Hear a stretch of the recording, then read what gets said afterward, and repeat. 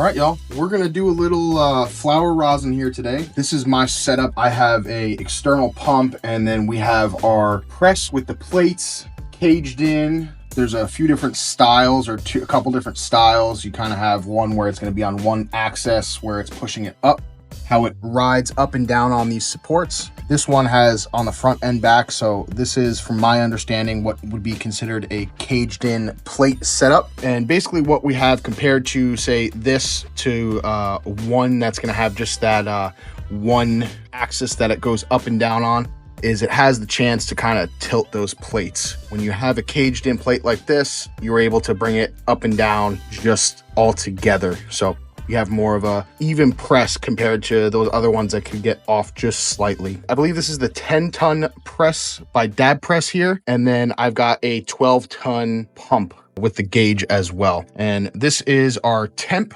what we can use to set all of our temperatures on. In this case, for flower rosin, what I like to do is 185. You can go a little bit less, a little bit more, kind of depend on what you need. Maybe some flower presses better at higher temperatures, lower temperatures, but I've found 185 seems to be the sweet spot for most of them. If we go a little bit higher, you may get better yields, but you're going to sacrifice some of the compounds, terpenes, and all that stuff that you're going to be burning off basically from being in too much of a hot temperature. The lower you get, the more you're going to be saving all of that good stuff that you want. I have my little tray set up here. The main things that I always have with me when I'm pressing, what I like to do, 90% alcohol. I think this is 91. Some people say 99, the higher the better. For cleaning your tools, whatever you're doing, this is always something, if you are a concentrate consumer, having alcohol is pretty much a must. I think most of you would already agree with that. I've got a pair of scissors. I've got a few different dab tools that I've got here. I do have a preference, though they will all work. This one actually happens to be my preference. I've just noticed that it works really well for me, particularly this side. You'll find that there's some rosin that can be harder to collect. There's different types of methods, or you're either pushing it or you're picking it up by pressing it down and then pulling straight up. This one I tend to find I can either roll it if I need to, I can blot it, and I can wipe it. And both of these sides work really well for what I found. But any of these will work.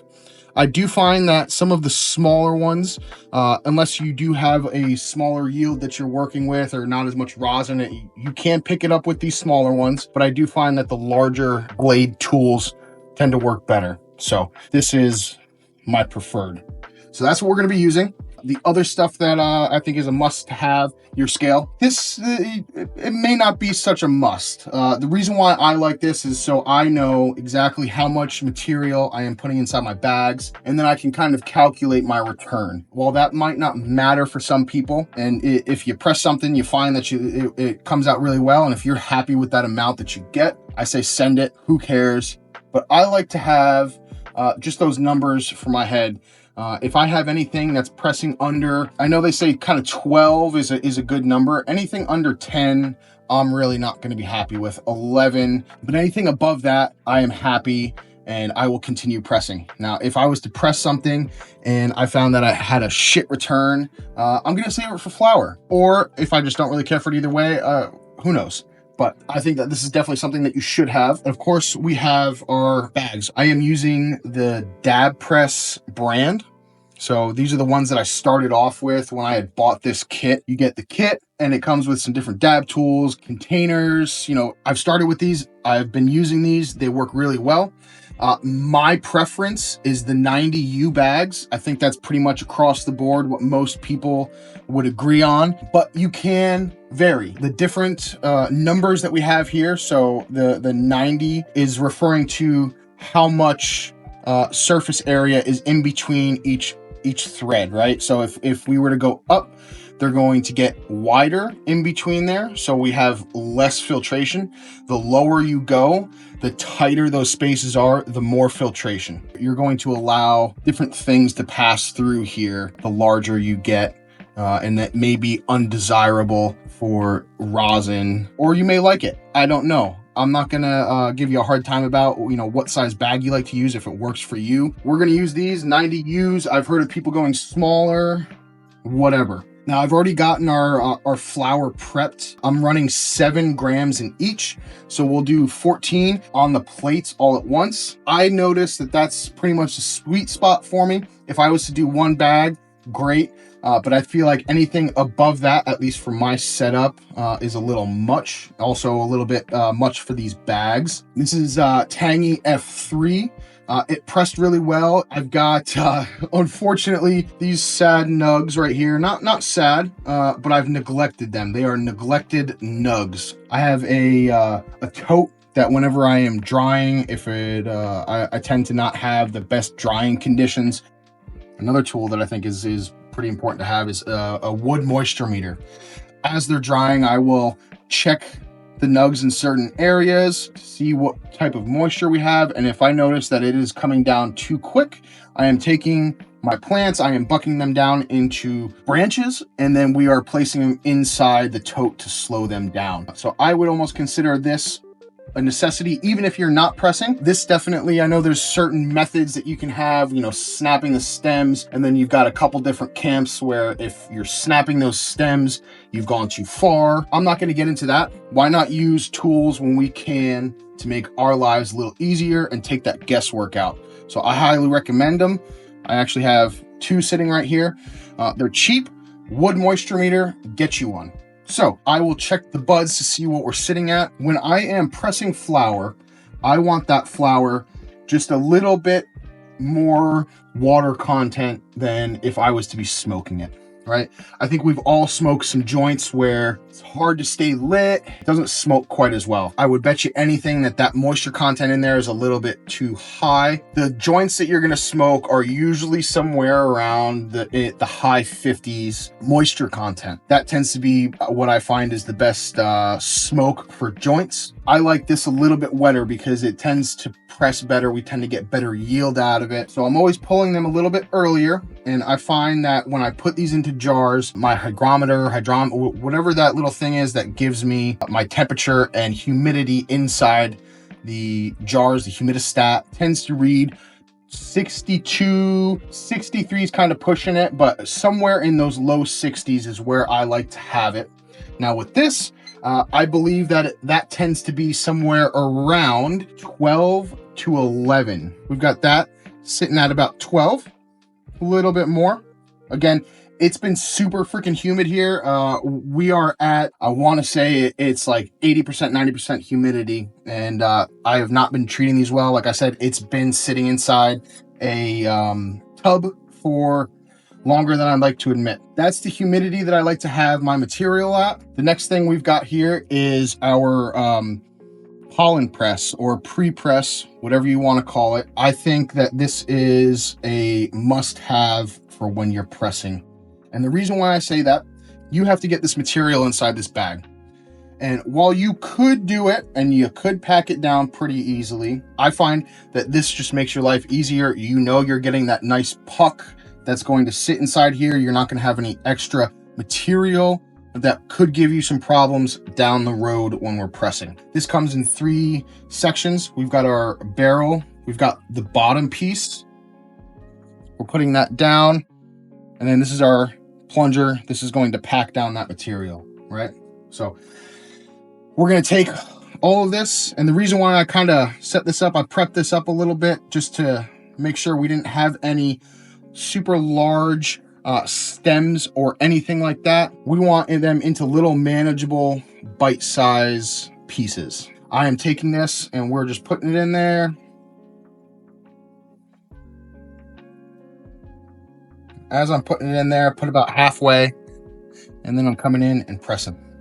And that's just basically compacting that material that I put in there into a nice little puck.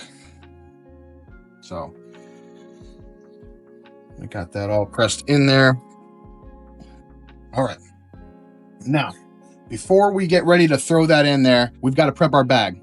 Now, our bag, I believe sometimes when you buy them, not the dab press, but other varieties will have them turned inside out like this, and you'll have this edge where they've sewn them together.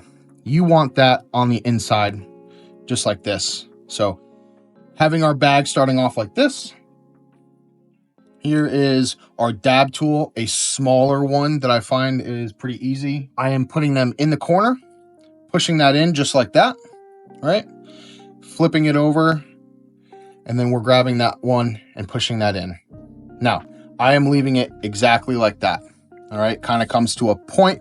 We will get it where we want it as we work. So now we're ready to put the material in there. This style that we are doing is not the end all be all. This is not how you have to do it.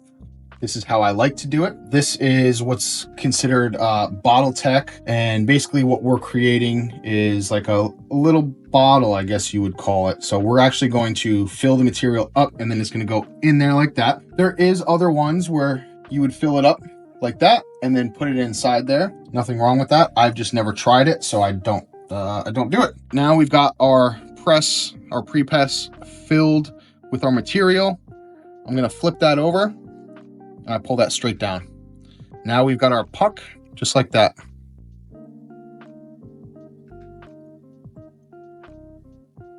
We're wiggling her in there. And then once I've got it in there, pushing it down, we'll put it off to the side. Let's get working on the other one. You also notice we turned that on just before we got started. It does take a little bit for it to kind of warm up. So I always like to get it going just before I get working on this. And if I wasn't chatting, we would have had this done. I would have been pressed and that would have been it. Getting these all pressed in.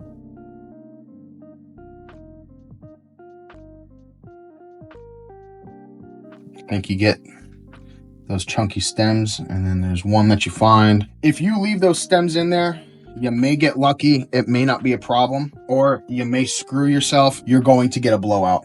What's going to happen is that that hard stem is going to stick in the side of one of your bags. It's going to poke through it, and then you're going to have that plant material coming out. Blowouts aren't the end of the world. I think for us home growers, it may suck, but it is what it is. When you're doing this for yourself, who the fuck cares? But why not try to set yourself up for success and just do it the right way? So get those little bit of stems out there. You don't have to worry about a blowout because you've got other things to worry about. Pressing too hard, if you press too quick, there's a lot of different variables. So let's just knock one of those variables out so we don't have to worry about it. All right, we now have our 14 grams in 2 different bags. We're up to temp. Let's put this off to the side. We're going to get our parchment paper folded up to go inside here and get her ready to press. So let's talk parchment paper. I have tried all different kinds. I don't know that name brand or any of the other ones really matter. The only thing that I can say is I have gotten some cheapo ones from, like a Dollar Tree, dollar store. I don't remember where I got it, but when you go cheap, you do have the possibility of having, cheaper material of this, and it can break. And what I mean by that is the paper seems like it was just very thin, and it kind of had like a little spot where it got really thin and actually broke. I've also had ones where while collecting, doing our collecting method, it's ripped. So you really end up shooting yourself in the foot. You end up, pressing all this beautiful rosin, and then you're screwed because you get it stuck on a piece of paper that's ripping, and then what the hell are you gonna do? It just makes your life even harder. What I like to do is get this paper. Doesn't have to have these, but this does make it easier for me to remember if I'm pressing a lot, that I can just kind of pull it out too, and I know I need 5 squares or whatever it may be. Anytime I can try to make my life a little easier, I will. So these are the ones I got. This is what we're using. Now, what I like to do is I will fold these over almost in half. I'll leave a little bit of room here on the bottom, or actually it'll end up being on the top. And then what I'm doing is folding this in half right here. And then to judge how much space I have, I am taking this before I fold that next half, putting it up to my plates and then giving myself exactly how much room I need with that next fold over. Now, I will let this hang over my plates just a little bit. And what I mean by that is, instead of it just being the size of my plates, I like to have it just hang over a little bit. Gives me just that little bit of extra room. Anytime I can get any of my material off the plate as soon as I can, instead of letting it sit there and cook on our plates, the better. Sometimes it'll come out to the sides a little bit, and as long as it's off the plate, I'm happy with it. We've got this. Now what we're gonna do, one more measurement. I'm putting this back on my plates, and I'm putting my finger on the back of our plate there, so I know where to stop pushing it back. And then boom, I am figuring out how deep my plate is, and that's where I'm gonna do my first cut. So now we know that that's where our front of our plate is gonna end. I'm coming across and cutting that excess over, and then we're just matching it to the other side here. Boom. So now we have what's going to be on the plate and our extra. Now, you could just put it on there just like that, send it, be happy, whatever. I like to clean this up a little bit so I don't have to worry about this, because as soon as we're done pressing, I'm releasing my valve and I want to pull this off, and I don't want all this stuff to mess with. So I am cleaning up the side so I've got less stuff to fumble with, because I always end up fumbling with stuff and screw something up. So again, setting ourselves up for success. Now we've got the one side. I am folding this back and then folding this back as well. Now we've got a little taco, a little pita. We've got a little pocket that is now going to be on our plates when we're pressing. So again, with the larger side up. And that's just with this flour. I imagine if I was pressing a bunch of hash, I would want more of a tail coming down this way to catch our product. But I don't think that we're going to get so much that we're going to have some crazy beautiful waterfalls of rosin coming down. So I ain't gonna fool myself. I ain't gonna fool you. We're just gonna give ourselves a little tail here, catch whatever may possibly come down. I'll give it a little bit of that, and here we go. So we've got our pocket. We're gonna open this up a little bit, and it is ready to receive our bags with the material in it. Now, one of the next important steps that I feel of these is getting these bags ready to be put on the press. You don't want a lot of extra material on here. If you do, what's gonna happen is all of that rosin that you're squishing out of this material is gonna get hung up in any of this extra material that you have. We wanna minimize the amount of material that's left behind when we put her onto the plates. I know I brought my gloves out here. Fuck it, I've already got it on my finger, so it is what it is. I usually try to wear gloves so I'm not having to deal with sticky hands the rest of the day, but we're already here. So I am taking this and I am pushing my fingers down, and we're compacting that material. Now you can see we just screwed up those bottoms, right? I like to come in here. We will readjust those bottom corners. And then I am putting my fingers underneath here and then kind of wiggling it and getting it to compact as much as I can into the bottom. See what I mean? We've tucked these in. The noses, the edge of the bags are now touching each other in the center. We haven't jammed them in there, so the whole center, the whole bottom of the bag is a second layer, but just enough where these are tucked in, they're touching. We know we don't have a bunch of extra material, right? So now we've got our bag there. What I am doing to judge my next move is my finger. I am putting my finger on top of that material, and then I am cutting right above it.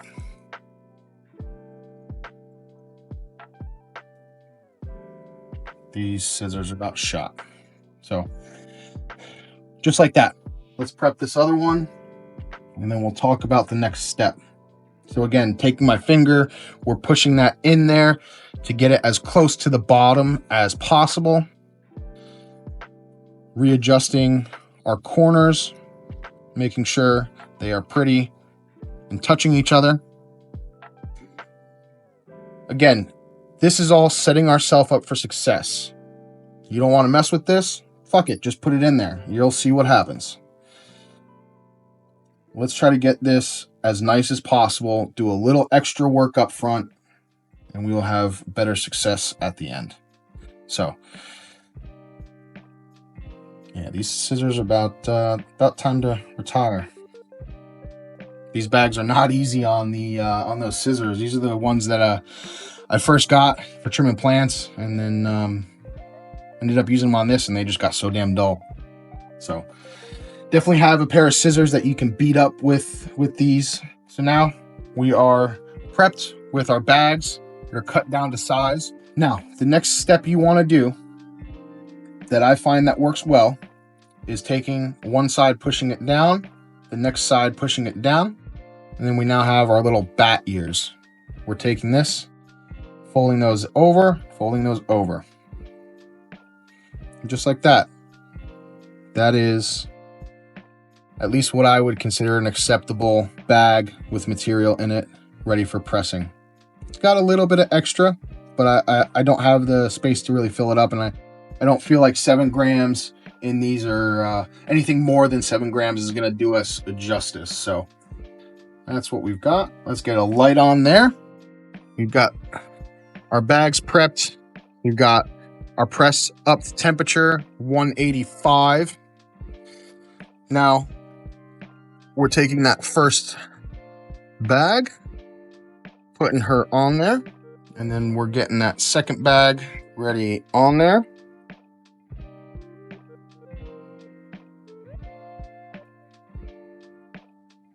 Another thing that we absolutely need with this is our timer. I like to be pretty close to these times. Some people may say they're too long.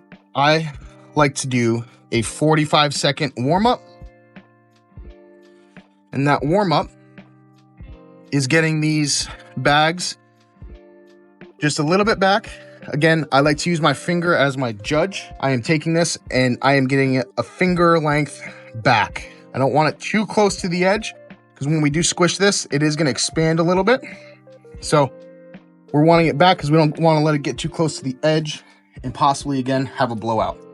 So once we're on there, we're taking our plates and closing them. We want just a small bump coming up on our gauge there.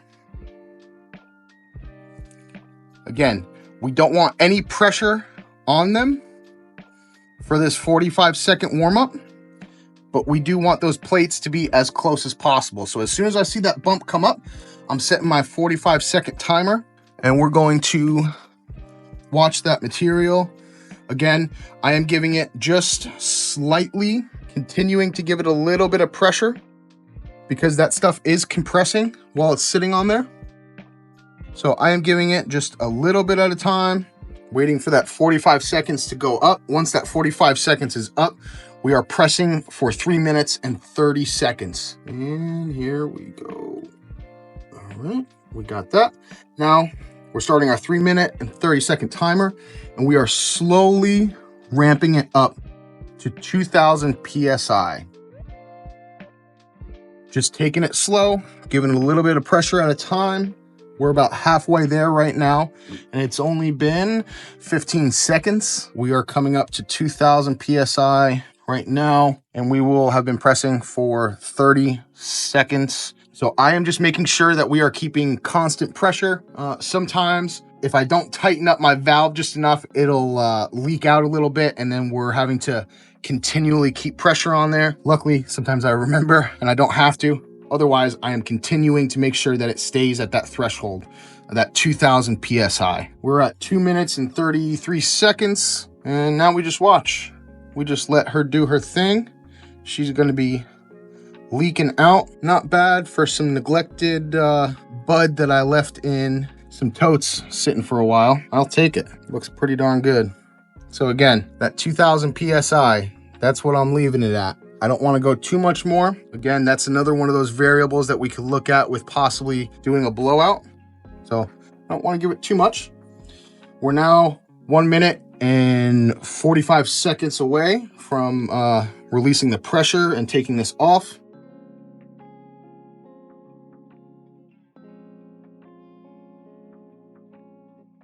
You know, rosin is probably one of my favorite way to consume. I really like that big hit that you get, and you're not having to sit there and chief on a joint. Now, don't get me wrong. I think joints may be they may be neck and neck, because that's probably what I do consume the most next to rosin. But something about that rosin hit, when you take that first hit, it just comes over you really quick instead of kind of chiefing on a joint and, you know, you're like 10 minutes and you're like, oh shit, I'm high. You take one hit of this, by the time you're exhaling, you know what you got or you don't. And you see we're starting to get some bubbling. Some people may say that once that bubbling kind of stops, that's pretty much all you're getting out of that material. I am still going to let it keep going for that whole duration of 3 minutes and 30 seconds, whether we have bubbles stopping or not. 10 seconds left, not bad for what we got going. Look at that.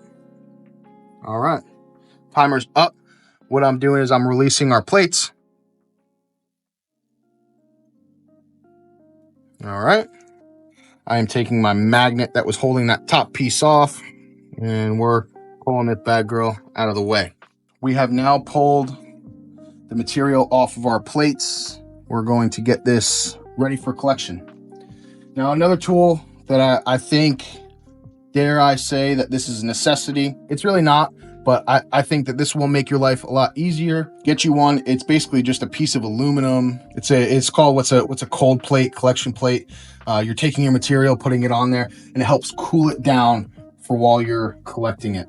I think it's definitely something that's great to have, and I encourage anybody that's doing this to just go ahead and get it. All right. So there we are. We've got our bags that we've pressed and all of our beautiful rosin. Now what I will do is take these bags and just kind of rub those corners just to see if we get any extra that's coming off, and we're not really. I think I let it sit just a touch too long, but all right, so here we are. Not a bad collection. We've got a handful of different type of consistencies when you're working with this rosin. Some stuff is easier to collect, some is harder to collect, wetter, drier. It's all dependent on the flower, and also, of course, what you're pressing it at, those temperatures. Let's see how well this collects. Again, we're just letting it kind of sit there for a second. And then with this, I am just pressing it down and pushing it.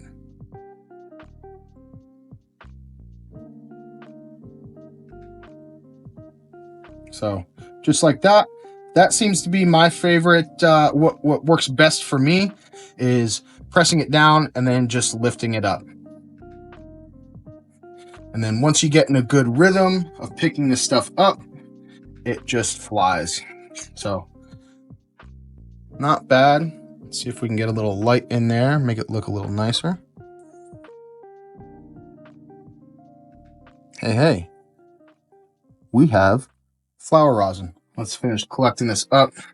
We will get it on a scale, and we'll see what kind of return we had. Also, one thing I do find is the stuff that tends to make its way over in these little corners. You want to be careful again, because see, it's even starting to rip. And imagine if we had super cheap stuff, we're ripping and pulling. Luckily, this rosin pulls up very easily. If it didn't, we would be in trouble, and we'd be pulling this all to hell. We would be pretty upset, because we would just have a bunch of paper stuck in our rosin, all of our hard work, all of our product that we've just pressed and wasted. I've thrown stuff away because I just didn't feel like fucking with it. So just be careful.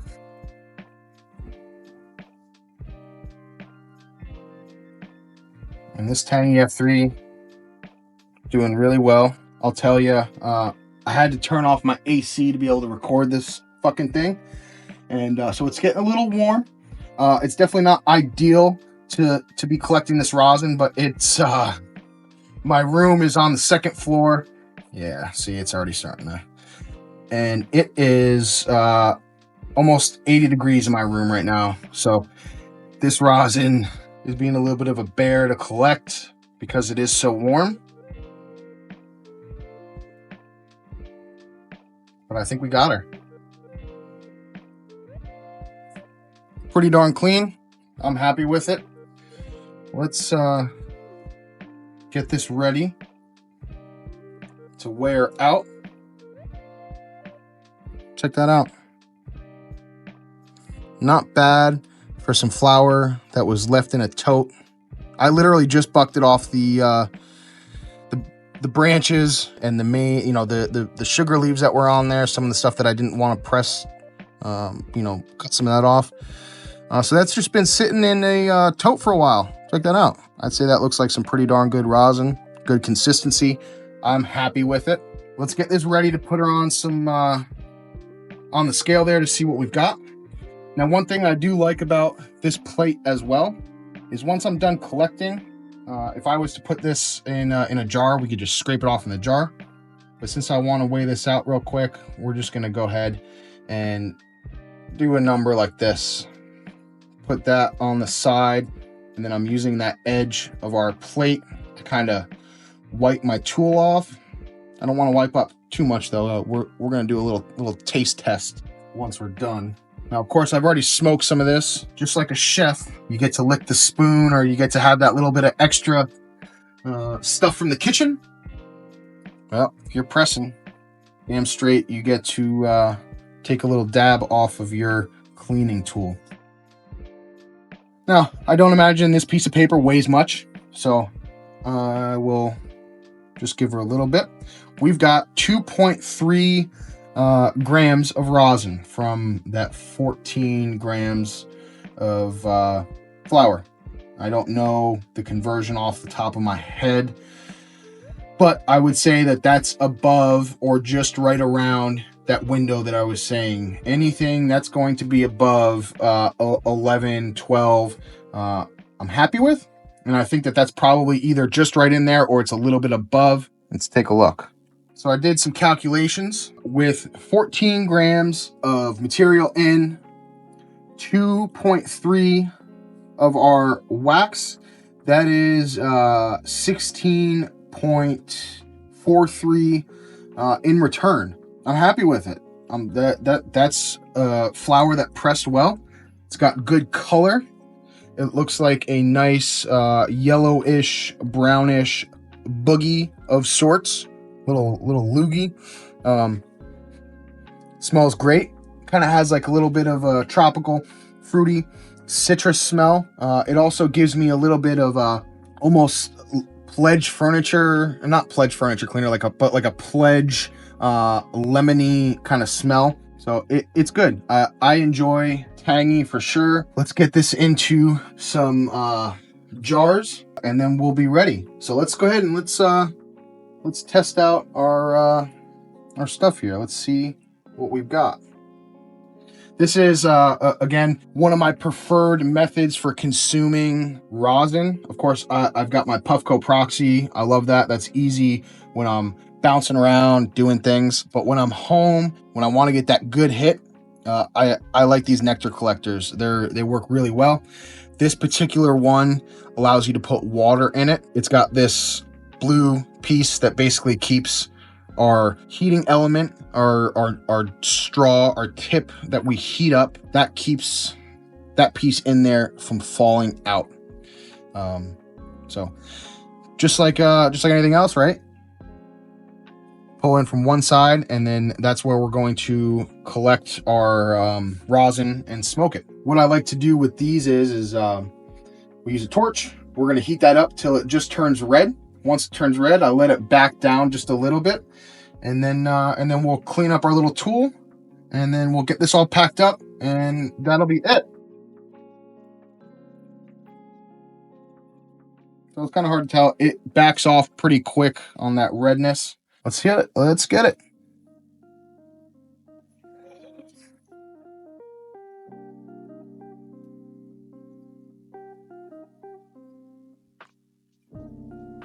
All right. Yep. Now, one thing I can tell you, when you're first taking it right off the bat here, it has great taste. Don't get me wrong, it's got great taste. But I do find that if you let this sit for a day, a few days, even if you can let it sit a little bit longer, I think maybe even a week, you really start to get that curing process that these do go through after sitting inside the jar. I know there's different methods. They say cold curing or, you know, this and that. I'll be honest with you, I just haven't messed with it. I haven't put anything inside the fridge or done any of that kind of stuff. Most of my stuff I put into jars and then, you know, I'll smoke on it pretty quickly. But I do find that if you let this stuff cure for a little bit, you're going to be a lot happier and you're going to get a little bit of that more flavor out of it for sure. Right off the bat, this thing smokes great as usual. I am never upset with any of Alabrije's stuff and how most of his stuff presses well that I have found. I think that's it, guys. Like I said, I think our main thing here was making sure that we pack our bags correctly, using tools that we have at our disposal. Yes, you do have to pay for these things, and they're not expensive, but I think that they're tools that make your life a whole lot easier. And if you're going to go through the trouble of taking your hard work that you've done growing that plant for however long it took you, why not continue that mindset of getting the best plant that you can, bringing it all the way to the end, and trying to get the best product that you can for all your hard work. Get those little extra things if you can. It'll make your life easier and definitely give you just that little bit of leg up. But other than that, I think I've rambled on enough. Definitely get you a press if you don't have one. It's going to bring you to the next level. Having a press is what got me away from the dispensary. I was growing flower and I was still able to consume my flower and I loved it, but I was still going to the dispensary for my carts, for my dabs, for my concentrates. Since I've gotten this, I have not gone to the dispensary once and I do not plan on ever going back. So it's just that one extra thing to get to that dream of being self-sufficient and being able to have those things that you want. And plus, you're able to do a lot more, right? I think come winter, we will do another video on how to press hash into hash rosin and all that. I've only done it a few times. I definitely have more flower rosin under my belt. I do like me some hash rosin for sure. I do notice that it is a little bit cleaner. It seems to be a little easier on my equipment that I'm smoking with. You don't get quite as much of that material, that little bit of stuff left behind. And I do also find that you do get a little bit better of a flavor. While flower rosin is wonderful and I do enjoy it, and that is what I smoke the most of, I always like when I'm able to have a little bit of my hash rosin. I think that's it, guys. Peace.